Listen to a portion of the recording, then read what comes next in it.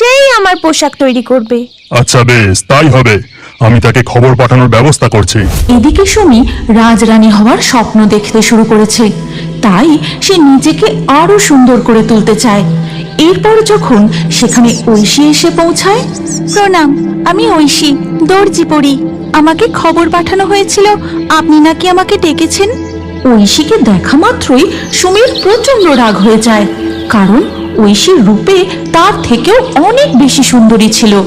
এদিকে সুমি ছিল খুবই অহংকারী এবং লোভী। হ্যাঁ, ডেকেছি। তুমি নিশ্চয়ই শুনেছ আমি খুব শীঘ্রই এই রাজ্যের রানী হতে চলেছি, তাই আমার জন্য তোমাকে খুব সুন্দর সুন্দর পোশাক তৈরি করে দিতে হবে। আমি হবু রানীর পোশাক তৈরি করব, এ তো খুব আনন্দের কথা। তবে আমার কিছু শর্ত আছে। তুমি এই রাজপ্রাসাদে থেকেই আমার জন্য পোশাক তৈরি করবে, আর যতদিন না আমার পছন্দ মতন পোশাক তৈরি শেষ হচ্ছে তুমি নিজের বাড়ি যেতে পারবে না। আগামী পূর্ণিমাতেই আমার বিবাহের দিন স্থির হয়েছে।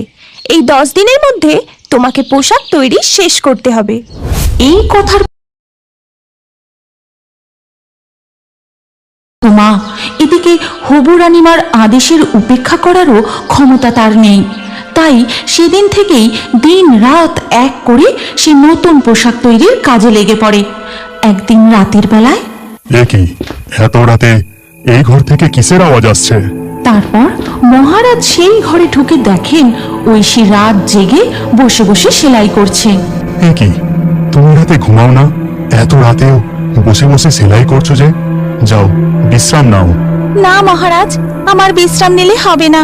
হবু রানী সুমি আমাকে এই পোশাকগুলি আপনাদের বিবাহের আগে শেষ করতে বলেছেন, আর তো মাত্র একদিন বাকি আছে। সত্যি পোশাকগুলি খুবই সুন্দর হয়েছে, আর তোমার এই পরিশ্রম এবং একনিষ্ঠতা দেখে আমি মুগ্ধ হলাম। তবে এই পোশাকগুলি তোমাকেও বেশ ভালো মানাবে।